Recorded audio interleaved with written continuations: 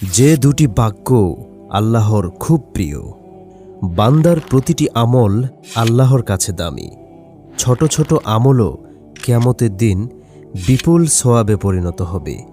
তাই ছোট বড় কোনো আমল ও সৎ কাজকে অবহেলা করা উচিত নয়, কারণ ইখলাস ও নিষ্ঠাপূর্ণ ছোট ছোট কাজ এনে দিতে পারে বড় প্রাপ্তি।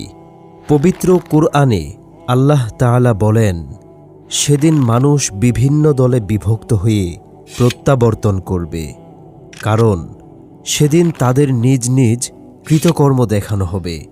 সুতরাং কেউ অনুপরিমাণ সৎকর্ম করে থাকলে সে তা দেখতে পাবে, এবং কেউ অনুপরিমাণ অসৎকর্ম করে থাকলে তাও দেখতে পাবে। সূরা জিলজাল আয়াত 6 থেকে 8।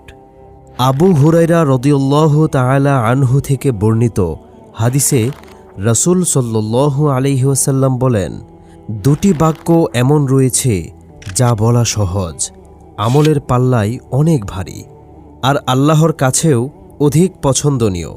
সেটি হল সুবহানাল্লাহি ওয়া বিহামদিহি সুবহানাল্লাহিল আযীম। এর অর্থ, মহান সেই আল্লাহ এবং তারই সকল প্রশংসা।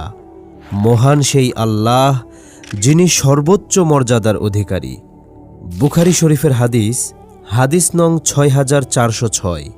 জাবের রাদিয়াল্লাহু তাআলা আনহু থেকে বর্ণিত এক হাদিসে রাসূল সাল্লাল্লাহু আলাইহি ওয়াসাল্লাম বলেন, যে ব্যক্তি সুবহানাল্লাহিল আযীম ওয়া বিহামদিহি পাঠ করে, তার জন্য জান্নাতে একটি খেজুর গাছ রোপণ করা হয়।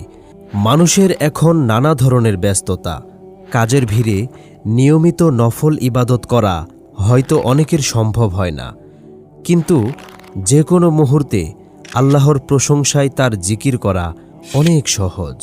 এতে কোনো সময় ক্ষেপণ হয় না, কাজেও ব্যাঘাত সৃষ্টি করে না। তাই সহজ আমল হিসেবে অন্তত এই দুটি বাক্য নিয়মিত পড়তে পারি। এতে অজ্ঞাতে ঘটে যাওয়া আমাদের বিভিন্ন গুনাহ আল্লাহ মাফ করে দেবেন, পাশাপাশি অগণিত সওয়াবে ঋদ্ধ করবেন। মহান রব সবাইকে আমলটি করার তৌফিক দান করুন। আমিন ইয়া রব্বাল আলামিন।